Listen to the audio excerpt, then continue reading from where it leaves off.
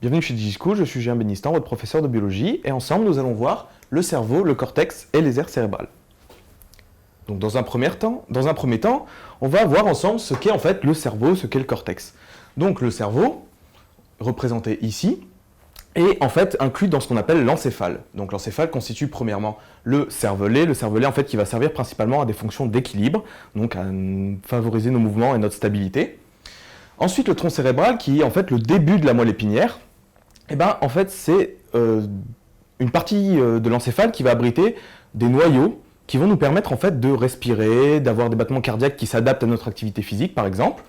Et enfin le cerveau en tant que tel, qui est un énorme organe chez l'homme, et le cerveau plus précisément qui constitue en fait de deux parties. Une première partie que l'on ne voit pas ici, qui est à l'intérieur du cerveau, qu'on appelle la matière blanche, ça forme une grosse partie du cerveau et c'est constitué en fait des prolongements nerveux, c'est-à-dire les axones majoritairement. Et donc tout simplement les axones, lorsqu'elles vont contacter différentes parties du cerveau, par exemple les neurones qui sont là vont vouloir contacter cette partie du cerveau, et ben ça va former la matière blanche. Et en fait à la surface de cette matière blanche, sur quelques millimètres, et ben on aura ce qu'on appelle la matière grise. La matière grise en fait elle contient les corps cellulaires des neurones, et c'est ce qu'on appelle le cortex.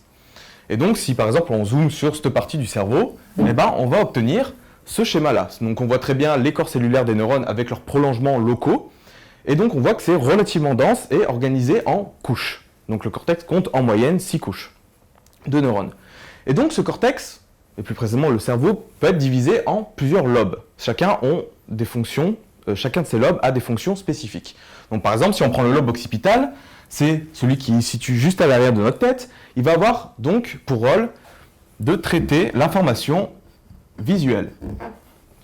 Et donc ça veut dire que le nerf de la rétine va venir directement au niveau du lobe occipital et ces neurones-là vont traiter l'image, nous permettant de voir, tout simplement.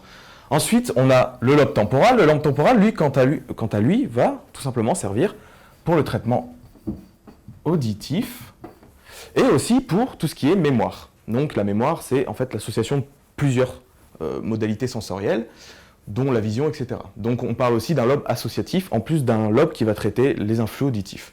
En ce qui concerne le lobe pariétal, ça va être donc un lobe qui va être impliqué dans tout ce qui est tactile, sensation tactile, aussi un peu dans le traitement moteur, et ça va être aussi un lobe qui va être surtout associatif, c'est-à-dire qu'il va associer les différentes modalités sensorielles, les 5 sens.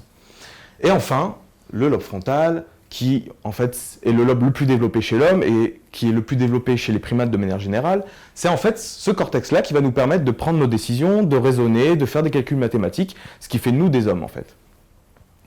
Donc ensuite, si on regarde au niveau de ces lobes, les aires, c'est-à-dire qu'en fait les aires, c'est des groupes de neurones qui sont spécifiquement attachés à une tâche, à un traitement.